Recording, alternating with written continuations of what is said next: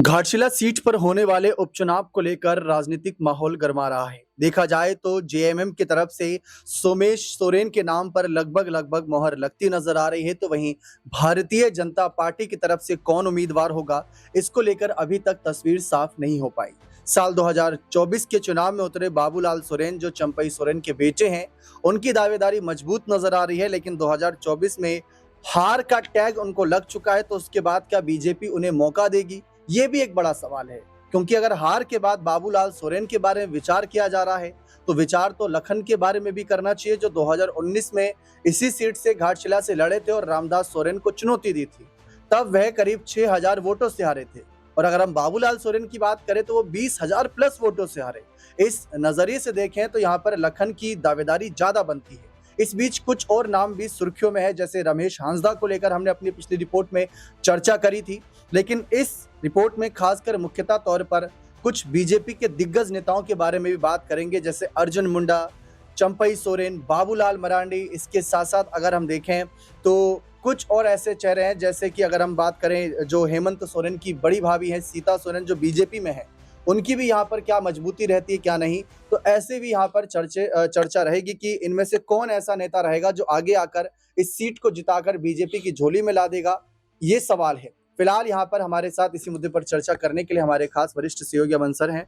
Sir, जिन नामों पर चर्चा हो रही है, पहले तो हम वो जानना चाहेंगे, और इसके साथ साथ जो बीजेपी के दिग्गज नेता हैं जो अपनी भूमिका स्पष्ट करना चाहते हैं, क्योंकि 2024 में जो हार मिली थी वो ऐसा बताया गया था कि वो बाहरी और आंतरिक चुनाव था, क्योंकि शिवराज सिंह चौहान, हेमंत बिश्वा शर्मा काफी एक्टिव थे, तो उनकी एक्टिवनेस की वजह से आरोप ये लगे थे कि ये बाहरी वर्सेस आंतरिक चुनाव बन गया था। हेमंत की लड़ाई शिवराज और हेमंत बिश्वा शर्मा से ज्यादा नजर आ रही थी, मुकाबले में अर्जुन मुंडा या बाबूलाल मरांडी से या चंपई सोरेन से कम नजर आ रही थी। लेकिन इस चुनाव में ये बड़े नेता अपने आप को आगे रखकर अपने पक्ष को मजबूत करेंगे और ये दिखाने की कोशिश करेंगे जो 2029 में इलेक्शन हो उसमें इनको आगे एक फेस के तौर पर बनाया जाए। और इसके साथ साथ जो चेहरे यहाँ पर सुर्खियों में है उसमें बाबूलाल सोरेन का जैसे कि जिक्र करा और इसके साथ साथ लखन का जिक्र करा, दोनों में से किसकी मजबूत दावेदारी है? देखिए बिल्कुल दीपक, यहाँ पर अगर हम घाटशिला सीट की बात करें तो जाहिर बात है कि कई तरह की रणनीति अभी से बनने लग गई है, कई तरह के जो कह सकते हैं नाम है वो निकल कर सामने आ रहे हैं। लेकिन महत्वपूर्ण बात ये हो जाती है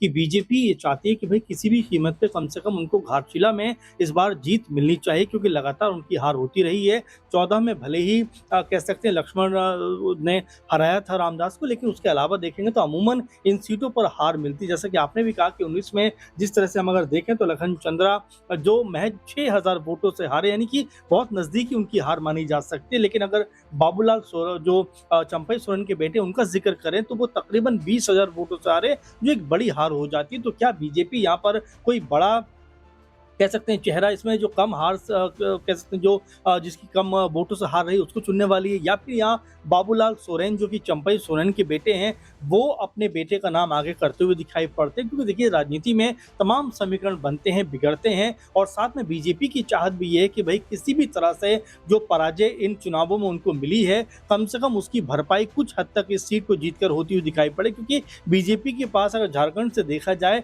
तो कई बड़े नेता नजर आते हैं, जिसमें अगर अर्जुन मुंडा की बात करें या बाबूलाल मरांडी की बात करें, रघुवर दास की बात करें, दीपक प्रकाश की बात करें, निशिकांत दुबे की बात करें, कि ये बड़े बड़े चेहरे हैं जो बीजेपी के लिए एक बड़ी कह सकते हैं योजना बना सकते हैं, बड़ी रणनीति बना सकते हैं, समीकरणों को बदलाव करने की क्षमता इनके अंदर है। लेकिन क्या कोई एक नाम पर इनकी सबकी निगाह ठहर सकती है? क्योंकि अभी से अगर दीपक देखा जाए तो कई ऐसे नाम हैं जो निकलकर सुर्खियों में बने हुए, क्योंकि बाबूलाल सोरेन जो कि चंपई सोरेन के बेटे उनका नाम तो है ही, लेकिन उनके अलावा आप देखिए लखन चंद्रा का नाम, जैसा कि हम बात भी कर रहे जिक्र भी कर रहे थे कि 19 में चुनाव हारे और बहुत कम अंतर से हारे, तो क्या बीजेपी उनके नाम पर भी विचार कर सकती है? सुनीता देवदूत का नाम भी निकलकर सामने आ रहा है। अब इसमें एक और चीज निकल के ये भी सामने आती है कि क्या बीजेपी परिवारवाद से बाहर निकलना चाहती है? क्योंकि घाटशिला में जिस तरह से चंपई सोरेन लाख कोशिश के बाद भी अपने बेटे को नहीं जिता पाए, तो क्या बीजेपी अब उनसे आगे बढ़कर कोई चेहरे को देखना चाहती है?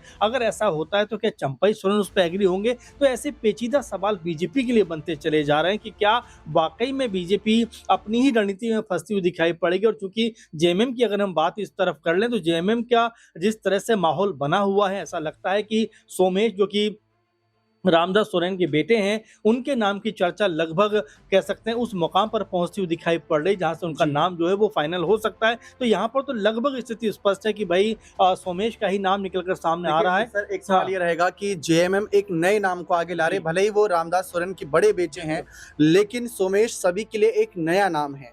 ठीक उसी तरीके से एक और नाम की काफ़ी चर्चा थी, रमेश हांसदा की। जी, यहाँ पर उनके नाम पर भी काफ़ी विचार किया जा रहा था। अगर हम लखन की बात जी। करें या बाबूलाल सोरेन की बात करें, दोनों चुनाव हार चुके हैं। जैसे लखन हारे तो बीजेपी ने बदलाव करते बाबूलाल को मौका दिया, बाबूलाल भी हार गए, तो हो जी। सकता है कि इन दोनों पर विकल्प ना जाते हुए रमेश हांसदा की तरफ जाएँ। बिल्कुल, बिल्कुल रमेश हांसदा पे जाए और ज़ाहिर बात है कि ये भी कहा जाता है कि जो क्षेत्र में घाटशिला का जो पूरा क्षेत्र उसको देखा जाए तो वहाँ पर अच्छी खासी पकड़ भी नज़र आती है, तमाम तरह सक्रिय भी रहते हैं, पार्टी को हमेशा मजबूत करते हुए नज़र आते हैं, किसी भी कार्यक्रम में पहुँचकर कहीं न कहीं अपनी जो सहभागिता है, मौजूदगी है, वो दर्ज कराते हुए नज़र आते हैं और देखिए नेता हमेशा ज़मीनी स्तर पर होना चाहिए, ज़मीन से जुड़ा हुआ होना चाहिए, लोगों के साथ में खड़े होने वाला चाहिए और इसीलिए हांसदा का नाम बार-बार निकल कर सामने आ रहा है कि उनको भी क्या बीजेपी ट्राई कर सकती है क्योंकि अगर हम 10-15 साल का ये पूरा खंगाले इतिहास तो उसमें नज़र आता है कि बीजेपी हमेशा जो है जो पायदान पे रही है और यहाँ पे जेएमएम उसको पटखनी देती रही है। तो ऐसे में बीजेपी क्या कोई बड़ी रणनीति बना सकती है चूँकि सरकार में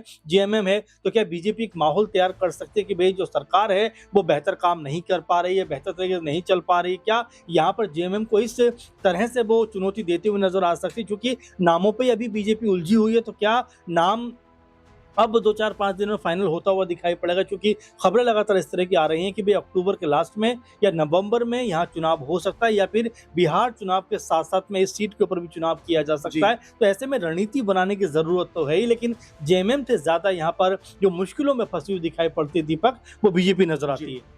रघुवर दास इस सीट को लेकर साफ कह चुके हैं कि हम मजबूती के साथ चुनाव लड़ेंगे। बाबूलाल मरांडी जो 2024 के चुनाव के वक्त प्रदेश अध्यक्ष थे, उनके नेतृत्व में ही पार्टी बुरी हार का सामना करती है। उनके लिए भी एक चुनौती है कि कैसे अपने आप को फिर से साबित करें कि देखिए उस चुनाव में गलती मेरी नहीं बल्कि गलती कहीं न कहीं जिस तरीके से बड़े नेताओं को आगे किया था, बाहरी नेताओं को आगे किया था, वो टैग लग गया था, वो यहाँ पर एक गलती हुई थी, चूक हुई थी, उसको सुधारा जा सकता है। वहीं दूसरी तरफ अर्जुन मुंडा जो पार्टी में अपनी यानी संगठन में अपनी सक्रियता दिखा रहे हैं और उसके आधार पर अपनी जिम्मेदारियों को भी आगे तय करेंगे। तो इन 3 बड़े चेहरों पर भी यहाँ पर एक कहीं न कहीं चुनौतियाँ हैं, इन पर भी सवाल है। लेकिन उसमें एक चौथा चेहरा ऐड करूँ तो चंपई सोरेन, राज्य के पूर्व सीएम रहे हैं, भाजपा के बड़े नेता हैं। बीजेपी में आने से पहले जब जेएमएम में थे तो पार्टी के बड़े पदों पर थे, शिक्षा मंत्री थे। इसके साथ-साथ जब हेमंत जेल गए तो उनको ही सीएम कुर्सी सौंपी गई। काफ़ी विश्वास जताया था जेएमएम में। लेकिन चंपई दा बीजेपी में गए। अब एक आखिरी सवाल यही रहेगा सर कि चंपई दा के बेटे अगर बाबूलाल को आगे नहीं किया जा सकता या फिर नहीं किया करेगी बीजेपी, तो क्या यहाँ पर चंपई दा की तरफ से ऐसा कोई ठोस कदम देखने को मिलेगा जिससे कहीं बीजेपी को नुकसान ना उठाना पड़े? देखिए, बिल्कुल दीपक क्योंकि चंपई सोरेन अगर हम जेएमएम के लिहाज से भी देखें तो लगभग 90 के दशक से राजनीति में सक्रिय रहे हैं। ये कहा जा सकता है कि 30-35 साल की जो पूरी राजनीति उनकी रही है, वो जेएमएम के साथ में रही है। शिबू सोरेन के साथ में मिलकर उन्होंने झारखंड के लिए चुनाव जो राज्य के लिए लड़ाई लड़ी है। इसके अलावा चुनावों में बहुत सक्रिय रहे हैं, यानी कि पूरी राजनीति जेएमएम के साथ में उनकी रही है। लेकिन जिस तरह बीजेपी में वो शामिल हो गए, हर कोई ये मानकर चल रहा था कि भाई इसलिए गए हैं ताकि उनको अगर बीजेपी चुनाव जीती है तो मुख्यमंत्री बनाया जा सके। लेकिन अब जिस तरह की बीजेपी की दुर्गति वहां पर हुई है, एक बुरी हार उनकी वहां पर हुई है, उससे सवाल ये उठकर सामने आते हैं कि भाई चंपई सोरेन के आने के बाद भी अगर 28 में से 27 जो कह सकते हैं कि आदिवासी बहुल सीटें हैं, अगर वो बीजेपी हार जाती है तो चंपई सोरेन के आने का कोई मतलब नहीं रहा। साथ में उनके बेटे जो बाबूलाल सोरेन की हम लोग जिक्र कर रहे हैं घाटशिला से, वो भी 20,000 से अधिक वोटों से चुनाव हार जाते हैं। तो ऐसे में कई सवाल उठकर खड़े होते हैं कि क्या यहाँ पर बीजेपी एक बार फिर उनके नाम पर मोहर लगाएगी या किसी नए चेहरे को यहाँ पर चुनती हुई दिखाई पड़ेगी। और महत्वपूर्ण बात अगर ऐसा होता है तो चंपई सोरेन का रिएक्शन क्या हो सकता है, क्योंकि